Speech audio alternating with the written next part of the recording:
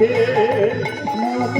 দুঃখ ভরে যায় মনে মনে যায় দুঃখ ভরে যায় মনে যায় অভাব জাগায় মহা দুঃখে অভাব জাগায় মহা দুঃখে কৃষ্ণ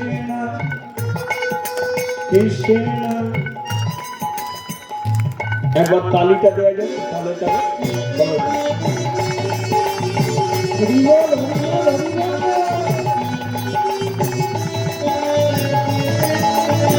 একটু উলুধ্বনি করা যাক।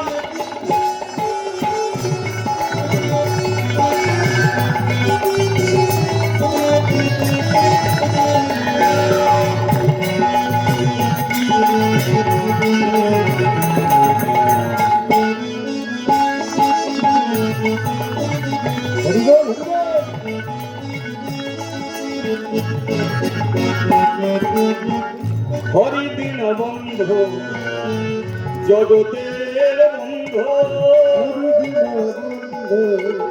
জগতের বন্ধু হরি দিন বন্ধু জগতের বন্ধু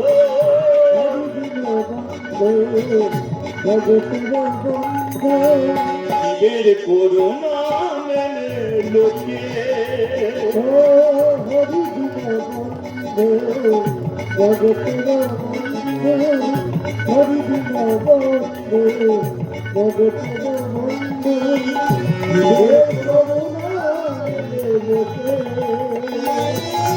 দিনময় হরি এসেছে নদিয়া পুরী দিনময় হরি এসেছে নদিয়া পুরী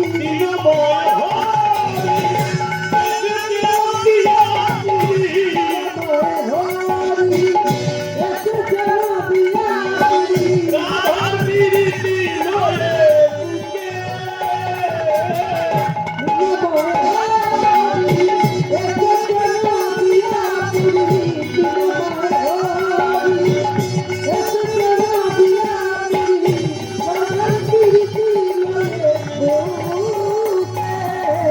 রাধে রাধে বল কৃষ্ণ কৃষ্ণ বল রাধে রাধে বল সবে কৃষ্ণ কৃষ্ণ বল বল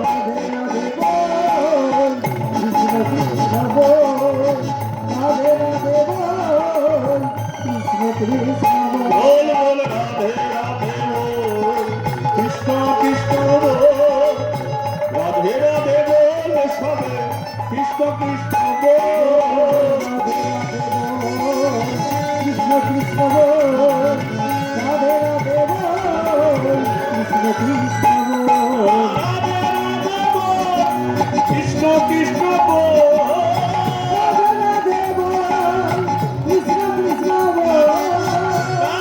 রাধে কৃষ্ণ কৃষ্ণ রাধে রাধে বল কৃষ্ণ কৃষ্ণ বল রাধে রাধে বল সবে কৃষ্ণ কৃষ্ণ বল রাধে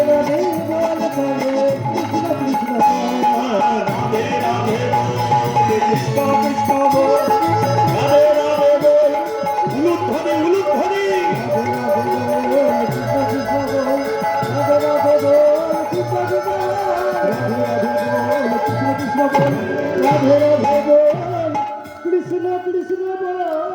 हाँ बोलिए राधा रानी की बोलिए श्याम सुंदर की बोलिए खराब लग की খারাপ লাগছে কি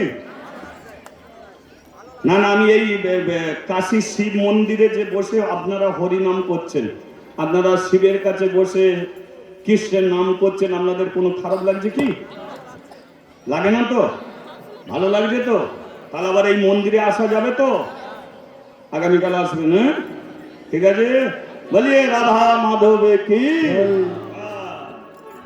ভক্তরা মন্দির থেকে চলে গেল এবার দয়া কি করছে মন্দির মার্জন করছে কে আর মন্দির যখন মার্জন করছে মন্দিরের সিঁড়ির নিচে একটা 5 বছরের মেয়ে দাঁড়িয়ে ডাকছে ও বাবা বাবা মন্দির থেকে তাড়াতাড়ি বেরিয়ে এসো। দয়া মন্দির থেকে বেরিয়ে এসে দেখলো তার একমাত্র 5 বছরের মেয়ে মাদ্রি। ওই মা মাদ্রি, মন্দিরে এলি কেন? দুপুরবেলা মন্দিরে কেন? তাছাড়া চিৎকার করে কাঁদছিস কেন? ও বাবা, মা দুপুরবেলা স্নান করলো, তুলসী তলায় জল দিল, হাতে তালি দিয়ে হরিনাম করছিল, তারপরে গলায় কাপড় দিয়ে প্রণাম করলো, আর মা ওঠেনি। আমার তো খিদে পাচ্ছিল, মাকে বললাম, ও মা খেতে দাও না, খেতে দাও না, খেতে দাও না। মা দেয়নি।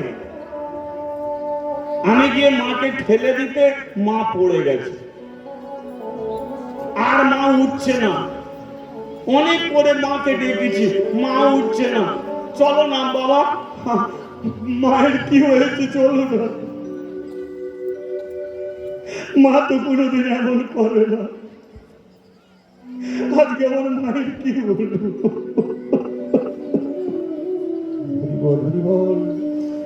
5 বছরের বাচ্চা মেয়েটা সিঁড়ির নিচে দাঁড়িয়ে কাঁদছে। দয়াশঙ্কর মন্দিরের ভেতরে গিয়ে বলল, শিবজি, সবে তো কটা দিন পুজো করতে এলাম, এরই মধ্যে তুমি পরীক্ষা শুরু করলে। শুনেছি যে করে আমার আশ তার করি সর্বনাশ, তবু না ছাড়ে যদি আমার পাশ, আমি হই তার দাসের দাস।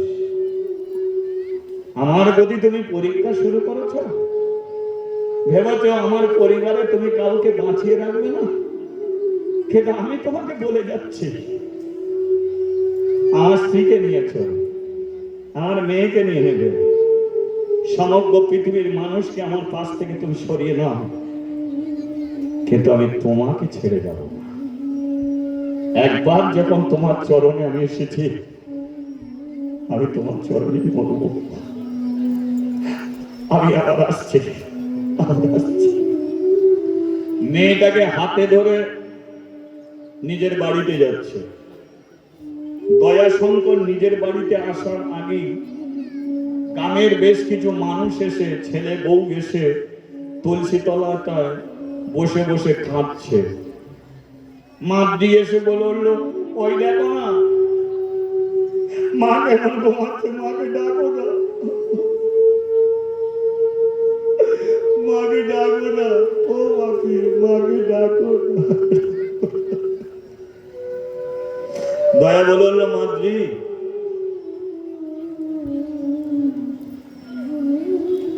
তোর মা যে ঘুমে ঘুমিয়েছে, এ ঘুম আর কোনোদিন ভাঙবে না, চলে গেছে। মা বলে ডাকার মতো আর কেউ রইল না। দয়া গিয়ে কি করেছে, তার স্ত্রীর পায়ের কাছে বসে পা দুটো হাত বুলিয়ে দিচ্ছে। গ্রামের মানুষগুলো বলল, ঠাকুর মশাই, তোমার স্ত্রী, আমরা সবাই কাঁদছি, তুমি এক ফোঁটা চোখের জলে কাঁদছ না, তাহলে কি তোমার স্ত্রীকে কোনোদিন ভালোবাসতো না? দয়া বলল, আমার মতো আমার স্ত্রীকে কেউ ভালোবাসে না। আমার হলো সেই স্ত্রী, আমি যখন পুজো করে বাড়িতে ফিরতাম, নিজে কোনোদিন আগে খেত না গো, আমাকে খেতে দিয়ে তারপর খেত। রাত্রিকালে যখন বিছানায় শুতাম, আমার পা দুটো টিপে দিত। আমি বলতাম, আমার পা দুটো টিপে দিচ্ছ কেন? আমাকে বলতো, দেখো তুমি ভোরের বেলা মন্দিরে চলে যাও, আবার 5 কিলোমিটার হেঁটে হেঁটে আসো, তোমার পায়ের যন্ত্রণা হয়, তুমি একটু ঘুমিয়ে পড়ো, আবার তো ভোরের বেলা তুমি যাবে। আমি বলতাম, তুমি আমার কাছে ভালোবাসো? আমার স্ত্রী বলতো, দেখো তুমি যদি চুরি করতে ভালোবাসতাম না, ডাকাতি করতে ভালোবাসতাম না, তুমি যে ভগবানকে ভালোবাসো, তোমাকে তাই ভালোবাসি। হরি বল, হরি বল। তাই আমি তোমাকে ভালোবাসি। কোন স্ত্রী রাত্রিকালে স্বামীর কাছ থেকে কৃষ্ণ কথা শুনতে চায়, হরি কথা শুনতে চায়। প্রত্যেকটা স্ত্রী স্বামীর কাছে যায় কামনা নিয়ে, বাসনা নিয়ে, আমাকে এটা কিনে দাও, ওটা কিনে দাও, সেটা কিনে দাও। কিন্তু আমার স্ত্রী ছেঁড়া কাপড়ে ঘুরে বেড়াতো, কোনোদিন আমার কাছে কিছু দাবি করতো না। প্রতি রাত্রিতে কৃষ্ণ কথা আমার কাছ থেকে শুনতো। আজকে সেই স্ত্রী মরে গেল, আমি কাঁদবো না? তাহলে কাঁদছো কোথায়? মরা শরীরকে জড়িয়ে ধরে কাঁদলে শুধু পচে গলে, এছাড়া আর কিছু না। তুমি তোমার স্ত্রীর পায়ে হাত দিয়ে বসে আছো কেন? কারণ যে স্ত্রী প্রত্যেক দিন আমার চরণ সেবা করত, আজকে আমি তার চরণ। কেন জানো?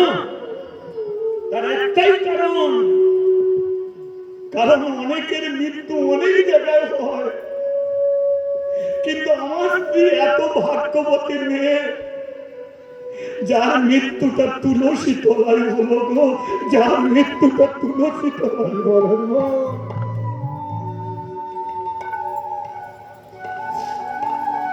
কজনের মৃত্যু তুলসী তলায় হয়? আমার স্ত্রীর হলো তুলসী তলায়। তাই আজকে স্ত্রীর চরণ ছুঁয়ে আমি জানাচ্ছি, ও গো, তুমি বড় ভাগ্যবতী মেয়ে। তুমি তো চলে গেলে দেবী তুলসীর কৃপা দিয়ে। আমি শিবের পূজারি, তোমার মতো কি শিব আমাকে ঠাই দেবে? আমাকে আশীর্বাদ করো, তোমার মতো যেন আমিও শিবের চরণে মাথা রেখে মরতে পারি গো। শিবের চরণে মাথা রেখে। প্রতিটা মানুষের একটা প্রার্থনা হওয়া দরকার, সেটা হচ্ছে মৃত্যু, যেটা তোমার জীবনে হবেই। মন্দিরে যাও, মসজিদে যাও, গির্জায় যাও, যেখানেই যাও, প্রার্থনা করো তোমার মৃত্যুকে।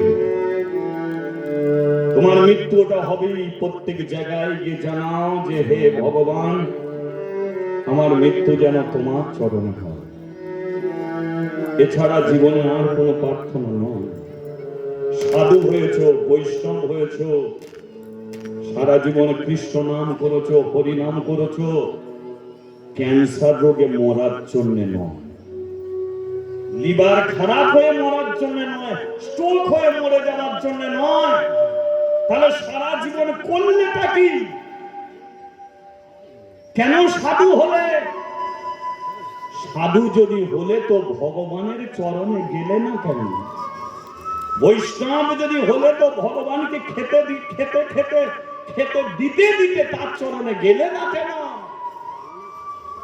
সারা জীবন যাকে নিয়ে থাকবো, একদিন তার চরণেই মাথা রেখে যাব, এটাই তো জীবন। যাকে ভালোবাসি সেও তো আমাকে ভালোবাসবে, যাকে ভালোবাসি শেষের দিনে তো সেই আমাকে কাছে টেনে নেবে। তাই আমি প্রতি আসর কীর্তন করি, আমি প্রত্যেক দিন কীর্তন করি, কিন্তু ভগবানের কাছ থেকে জীবনে শুধু একটাই প্রার্থনা করি, সেটা হলো আমার মৃত্যু। আমি ভগবানকে বলি, তুমি আমার মৃত্যু দাও।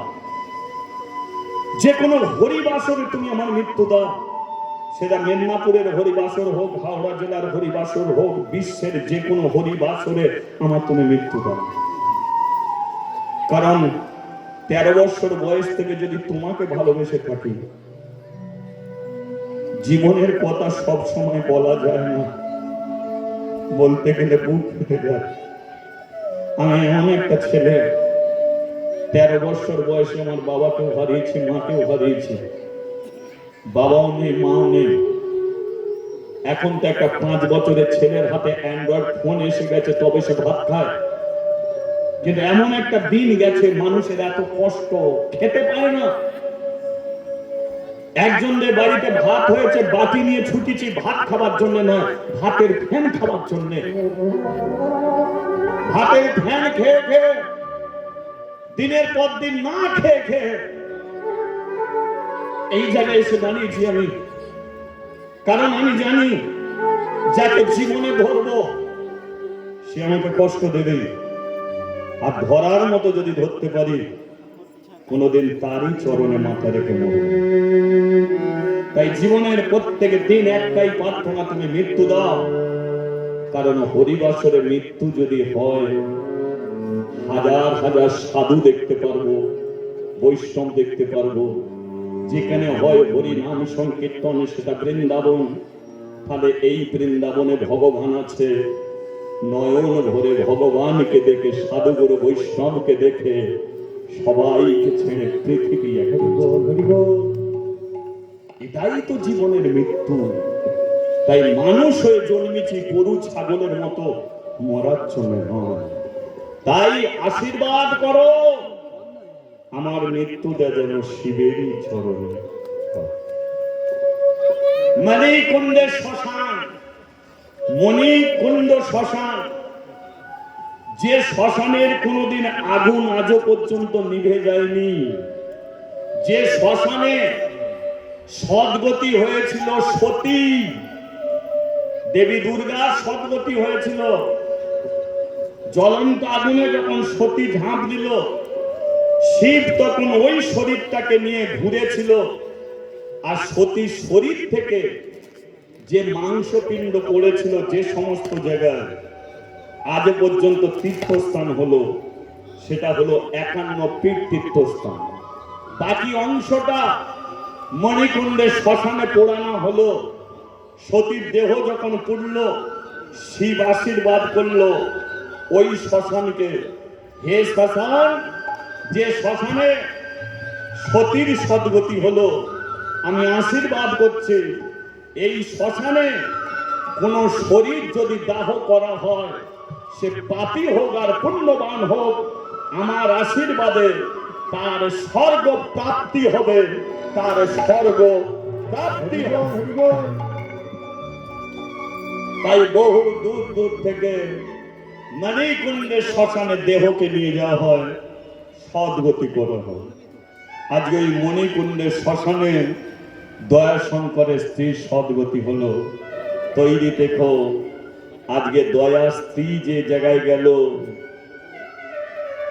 ডাক আমাদের পড়বেই ওই জায়গায়। নীল আকাশে যাবি উড়ে,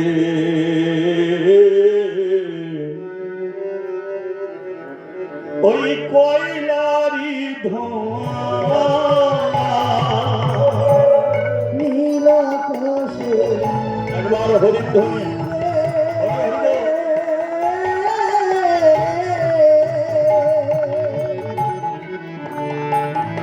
ওই কইলারি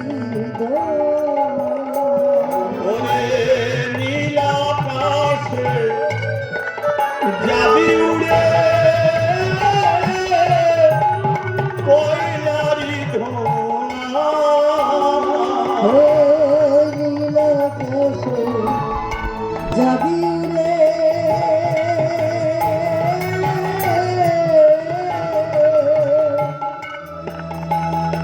ওই কইলারি ওরে পূর্বের তো সাদের দেহ রে, পূর্বে তো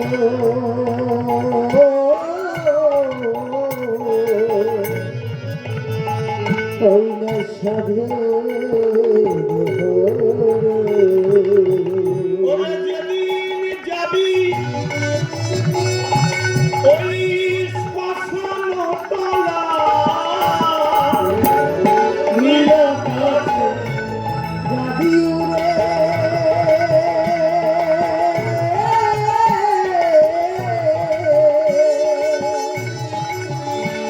ওই কইলারি নীল আকাশে, নীল আকাশে, নীল আকাশে যাবি রে, কইলারি খড় মাটিতে কুমোর যেমন ঠাকুর গড়ে, রক্ত মাংসের দয়াল তেমন মানুষ করে। আর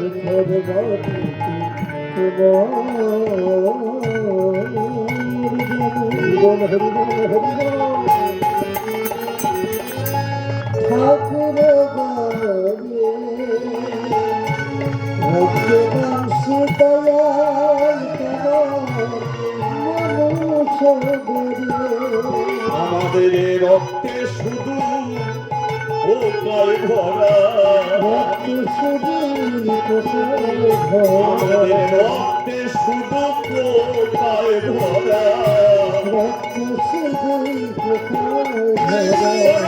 ঘুরে ঘুরে খাবে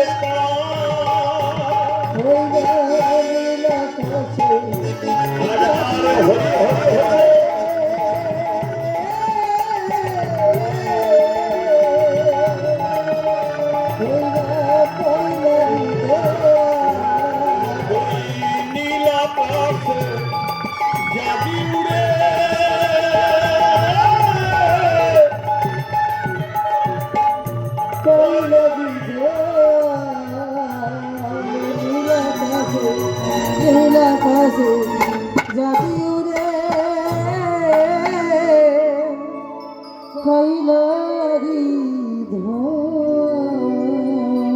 হ্যাঁ বলি একবার রাধা মাধবে কি জয়। আচ্ছা কোন মানুষ কি দু নৌকায় পা দিয়ে চলতে পারে?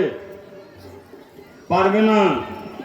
দয়া চিন্তা করলো আমি যখন শিবের আসনে বসে পুজো করব, তখন ঘরে তো মেয়ের কথা চিন্তা পড়বে, আর মেয়ের কথা যদি চিন্তা করি তাহলে তোমার পুজো হবে না। তাহলে মেয়ের একটা সদ্গতি আমাকে করতেই হবে। তাই দয়া কি করেছে, তার একমাত্র মেয়ে মাদ্রিকে জমিদার বাবুর বাড়িতে নিয়ে গেছে। নিয়ে গিয়ে বলল, জমিদার বাবু আমার মেয়ে ঝাঁট দিতে পারে, বাসন মাজতে পারে, আমি তো আপনারই মন্দিরের পূজারী, এক কাজ করুন আমার মেয়েটাকে আপনার বাড়িতে রেখে দিন, আমি নিশ্চিন্তে আমি শিবের পুজো করতে পারবো। জমিদার বলল তাই হবে, মেয়ে আমাদের বাড়িতেই রইল। দয়া মন্দিরে চলে গেল। কিন্তু মাগো ওই মাদ্রি, মা তাকে যে ভালোবাসা দিয়েছিল, জমিদারের স্ত্রী সোনার থালায় খেতে দেয়, নপুর করে দেয়, কানে সোনা বেঁধে দেয়, সুন্দর করে জামা কাপড় কিনে দেয়, কিন্তু চোখের জল মাদ্রির বন্ধ হয় না। কেন? কারণ মা তাকে যে ভালোবাসা দিত, এ রাজরানী হয়ে বসে আছে, সে ভালোবাসা দিতে পারে। তাই রাত্রিকালেও চোখের জলে কাঁদে। কার জন্যে? মায়ের জন্য চোখের জলে কাঁদে।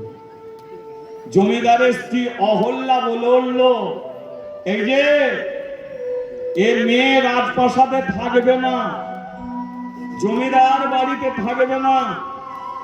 কেন? এ মায়ের কথা আজও ভুলতে পারে না। এখন কি মনে হয় জানো, যে ভগবান বুঝি ওই জন্য আমাকে ছেলে দিল না, আমি ছেলে মানুষ করতে পারবো না বলে,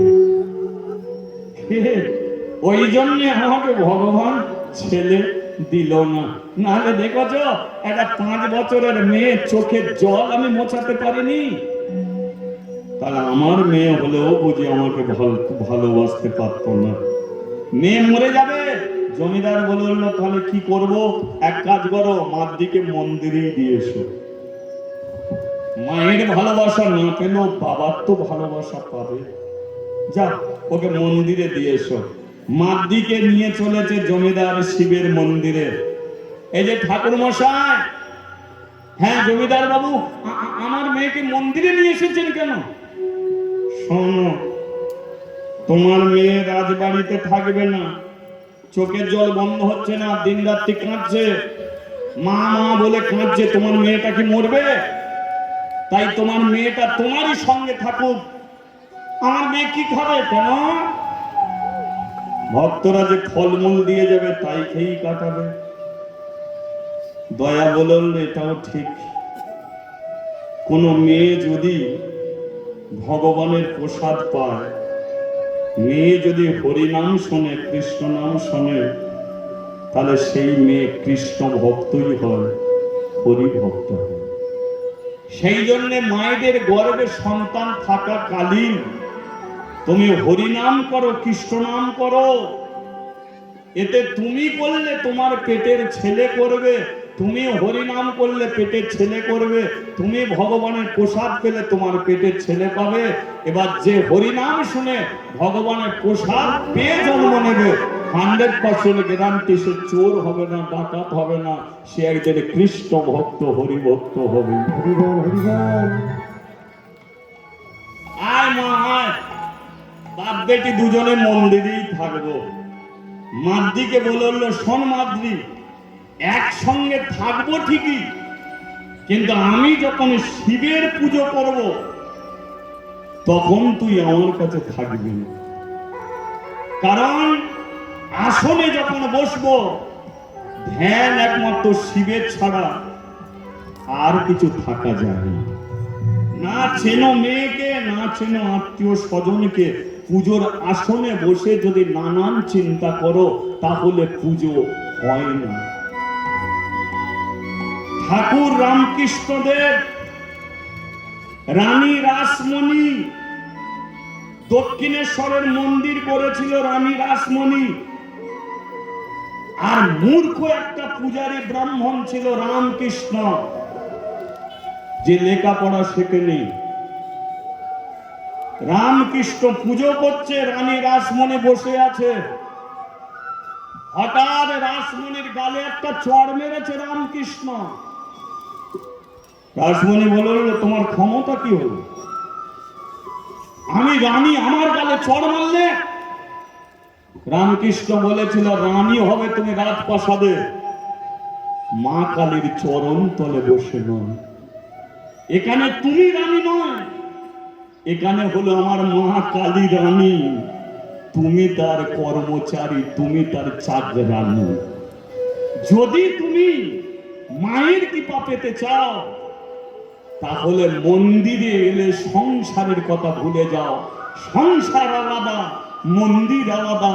সংসারের কথা চিন্তা করো, আর মন্দিরে এসে মা কালীর চিন্তাতে মগ্ন হয়ে যাও। এই স্থানে বসে যদি সংসারের কথা ভাবো, মা কোনোদিন দেখাবে না। তদ্রূপ দয়া বলল, আমি যখন পুজো করব ওইটুকু সময় আমার কাছে থাকবে না। মাদ্রি বলল, আমি কি করব? দয়া বলল, শোভন মঙ্গল, আমি পূজা করব, বাইরে বসে মন্ত্র শুনবি, মন্ত্র শোনাতেও মঙ্গল। তাই হবে।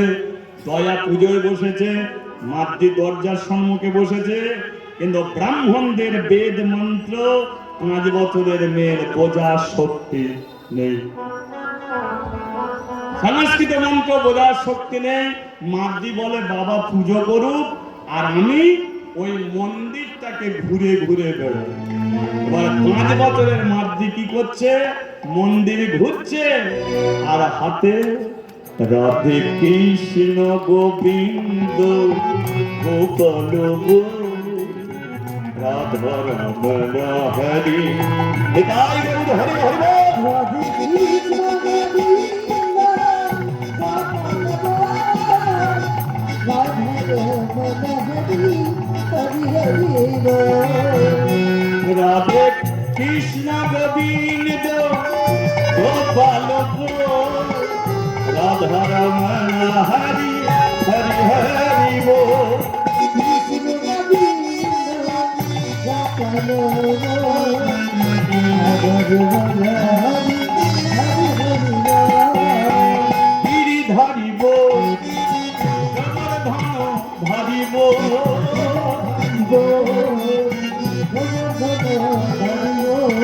রাধা রমণ হরি কৃষ্ণ কৃষ্ণ বল।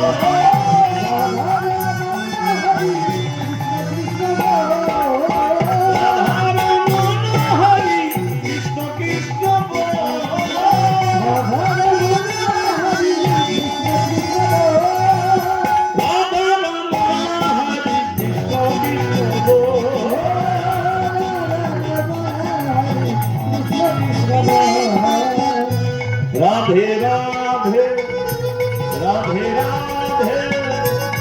রাধে রাধে রাধে রাধে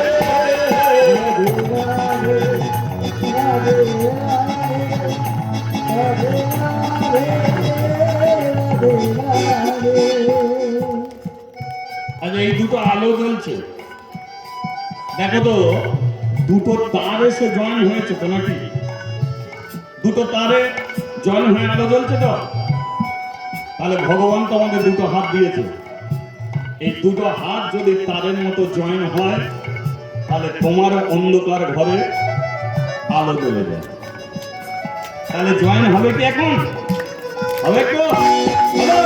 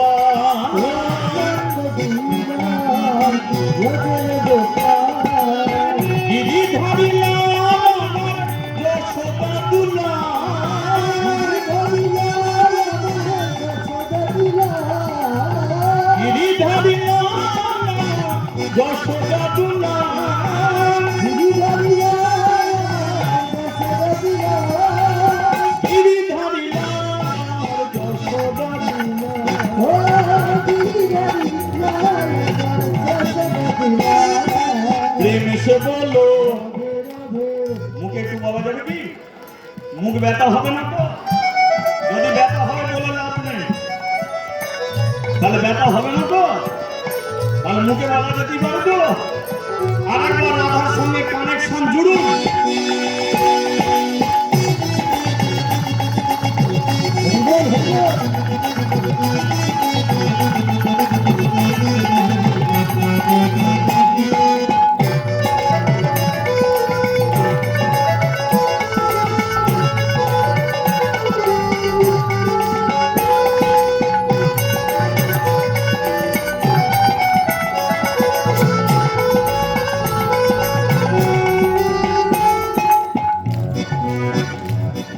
প্রেম সে বলো আপনারা বলবেন না প্রেম সে বলো ভাব সে বলো মান से बोलो तन से बोलो दिल में बोलो सांस में बोलो आँख में बोलो सामने बोलो पीछे बोलो दाएं बोलो बाएं बोलो काका बोलो काकी बोलो दादा बोलो दीदी बोलो भाई बोलो बहन बोलो हाथ तुले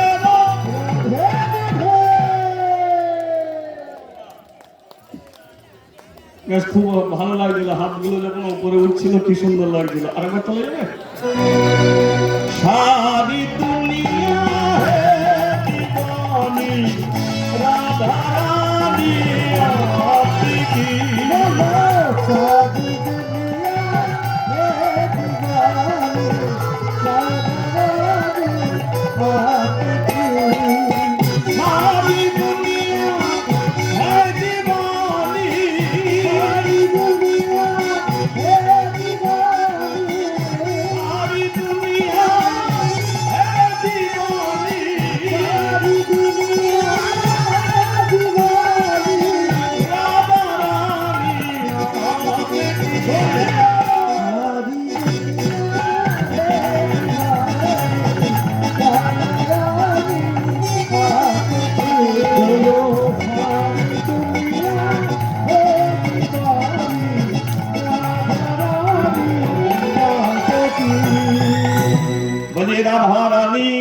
জয় শ্যাম সুন্দর কি, জয় মদন মোহন কি, জয় পুজো হয়ে গেল কি? এ তো মাদ্রি মন্দির ঘুরে ঘুরে হরি নামে বুক ভরে, পেট ভরে কি? পেট ভরে কি? পেট যদি ভরতো বাড়িতে কেউ কোনদিন রান্না করতো না, শুধু হরিনামই করতো। নামে বুক ভরে, পেট ভরে না, পেটের জন্য মানুষকে পরিশ্রম করতে হয়। আর এটা এমন একটা জিনিস, এরই জন্য মানুষ এদিক ওদিক ছুটে বেড়ায়। এই জায়গায় এমন একটা জিনিস বসিয়ে রেখেছে গো, এর ক্ষমতা এত নয়। মেলায় গিয়ে তুমি যতই জিলিপি খাও না কেন, সকালবেলা জিলিপি এমন ভাবে বেরিয়ে যায় তাকাতে পারা যায় না। জলকে যতই ফিল্টার করে খাও না কেন, জল এমন ভাবে দুর্গন্ধ হয় বেরোয়, সে জলের গন্ধ নেওয়া যায় না। আমরা বলি সুন্দর না, প্রতিদিন আমাদের শরীর হয় দুর্গন্ধ। সকালবেলা উঠবে দেখবেন চোখের কোলে কিছু জমে গেছে। সকালবেলা মুখ না ধুয়ে কারো সঙ্গে যদি কথা বলো, তোমার মুখ দিয়ে দুর্গন্ধ বের হবে। তাই আমরা সুন্দর নয়, সুন্দর তো ভগবান। সুন্দরকে ধরলেই তবে সুন্দর হওয়া যায়। তাই আশ্রয় করো ভগবানের সেই চরণ, সে ছাড়া আর কেউ নেই। আমরা মালার পাওয়ার বুঝি না, তিলক সেবার পাওয়ার বুঝি না। তাই এখনো পর্যন্ত আমাদের হিন্দু সনাতন ধর্মের এমন কিছু মানুষ আছে, মালা পরা তিলকধারীদের এখনো নিন্দে করে বেড়ায়। এদের নিন্দে করে, কিন্তু দেখবেন কেউ প্রতিবাদ করে না। একজন বৈষ্ণবকে নিন্দে করছে, আমাদেরই মতো ছেলে প্রতিবাদ করে না। সে জানে যা করছে ভালোই করছে। আবার একটা ইয়াং ছেলে কালী পুজোয় মদের বোতল নিয়ে রাস্তা দিয়ে হাঁটছে, পেছন থেকে বলছে চ আমিও যাচ্ছি, এক গ্লাস পাবো তো। কোন জায়গায় দাঁড়িয়ে আছি আমরা? যে মূর্তিকে এই বলুন তো, এই যে কৃষ্ণের ছবি দেয়া আছে, কালীর ছবি দেয়া আছে, কেন দেয়া আছে?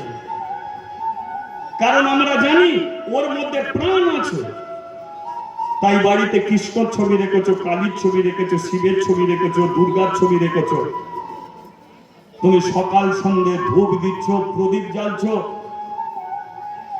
আবার বলুন তো, ধূপের প্যাকেটেও কিন্তু শিবের ছবি, লক্ষ্মীর ছবি দিয়েছে।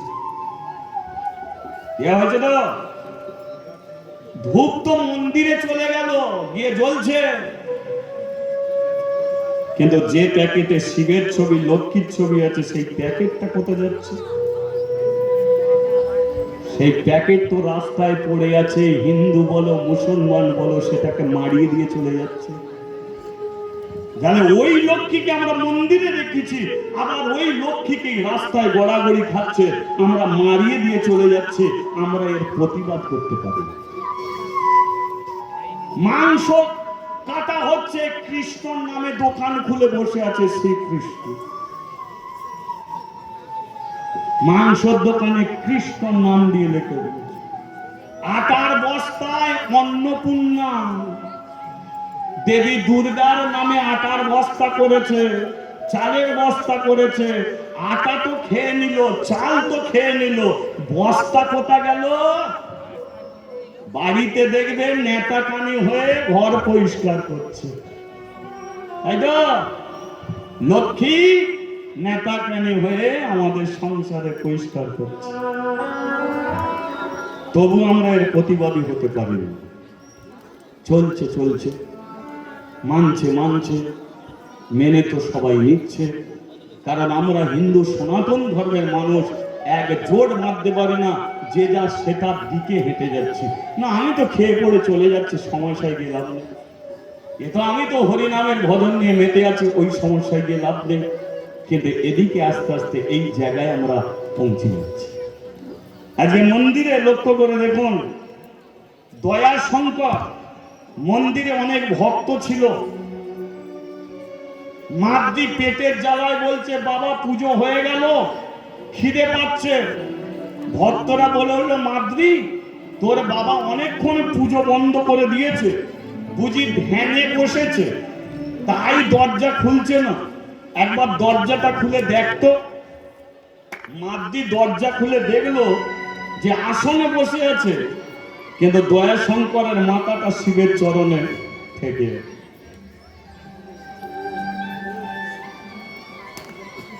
যেই মাদ্রি গেছে, গিয়ে ঠেলে দিয়েছে, দয়া শঙ্কর পড়ে গেছে। ভক্তরা উঠে দাঁড়িয়েছে, সবাই বুঝে নিল দয়া শঙ্কর শিবের চরণে ঠাঁই পেয়েছে। নিতাই গৌরে হরিবোল হরিবোল হরিবোল, উলুধ্বনি উলুধ্বনি, হরিধ্বনি হরিধ্বনি। কেন করবেন? এমনি যদি কেউ মরে সেখানে উলুধ্বনি দিতে দিতে যাওয়া হয় না, কিন্তু কোন বৈষ্ণব মরে গেলে তাকে মরা বলা হয় না, হরিবোল হয়েছে বলা হয়। হরিবোল হয়েছে। আর সেই বৈষ্ণবকে দেখতে গেলে কাঁদতে হবে না, আপনি হরির দিতে ধ্বনির দিতে দিতে যান, উলুধ্বনি করতে করতে যান। মরা মরে গেলে পোড়ানো হয়, আর একটা বৈষ্ণব মরে গেলে তাকে সমাধিস্থ করা হয়। একটা বাড়ির মরার জন্য সাধ্য শান্তি করতে হয়, আর একটা বৈষ্ণব মারা গেলে ওগুলোর প্রয়োজন হয় না। একমাত্র হরি নাম কৃষ্ণ নামের দ্বারাতেই ভগবানের চরণ প্রাপ্তি হয়ে। নিতাই গৌরে প্রেমানন্দে হরি হরি বল। সংবাদটা পৌঁছে গেল জমিদারের কাছে। জমিদার এসে কি করলো? দয়া শঙ্করকে সদ্গতি করলো কাশীর শ্মশানে। কাশীর শ্মশানের একটা মাহাত্ম্য আছে। কেন? কারণ ওই কাশীর শ্মশানে এক রাজা মরা পোড়াতো। এক রাজা, তিনি শুধু ভারত শাসন করতেন না, সমগ্র পৃথিবীর তিনি রাজা ছিলেন। অযোধ্যার সিংহাসনে বসে তিনি রাজত্ব করতেন, যার পরিচয় নামের আগে ছিল দান বীর। তারপরেরটা কি? হরিশ্চন্দ্র। দান বীর রাজা হরিশ্চন্দ্র ধর্ম থেকে টলেনি, ধর্ম থেকে টলেনি। কথা দিয়েছি, কথা রাখবো। ঋণ আপনার থেকে করেছি, ঋণ শোধ করব। তাতে যদি বউ বিক্রি করতে হয় করব, ছেলেকে বিক্রি করতে হয় করব, নিজেকে যদি মরা পোড়াতে হয় মরা পোড়াবো। তবু কথা দিলে কথা রাখবো। এই রাজা হরিশ্চন্দ্র মরা পোড়াতো কাশীর শ্মশানে। সদ্গতি হলো দয়া শঙ্করের। এবার বলুন তো, মন্দিরে পুজো করবে কে? এমন ব্রাহ্মণ কে আছে দক্ষিণা নেবে না? কে ব্রাহ্মণ আছে? কিন্তু ব্রাহ্মণদের একটা শত্রু ছিল দয়া শঙ্কর। ব্রাহ্মণরা চিন্তা করত ও কবে মরবে, কবে মরবে। এত ভক্তরা এসছে, 2 টাকা 10 টাকা দিলে দক্ষিণা যদি নিত প্রত্যেক দিন, ও 2-3 তলা বাড়ি হয়ে যেত। বেটা কারো কাছে কিছু নিল না, মরেছে, আপদে গেছে, এবার আমরা পুজো করতে বসবো। ব্রাহ্মণরা এসে লাইন দিল, জমিদার বাবু এবার মন্দিরের পূজারী আমি হব। এ বলে আমি হব, ও বলে আমি হব। কিন্তু জমিদার বলল, এই মন্দিরে শিবের পূজারী কোন মন্ত্র দ্বারাতে আর হবে না, কোন ব্রাহ্মণের দ্বারাতে আর হবে না। তাহলে শিবের পুজো করবে কে? শিবের পুজো হবে আজ থেকে ভক্তিতে। কে করবে ভক্তিতে? আজ থেকে শিবের পূজা করবে দয়া শঙ্করের মেয়ে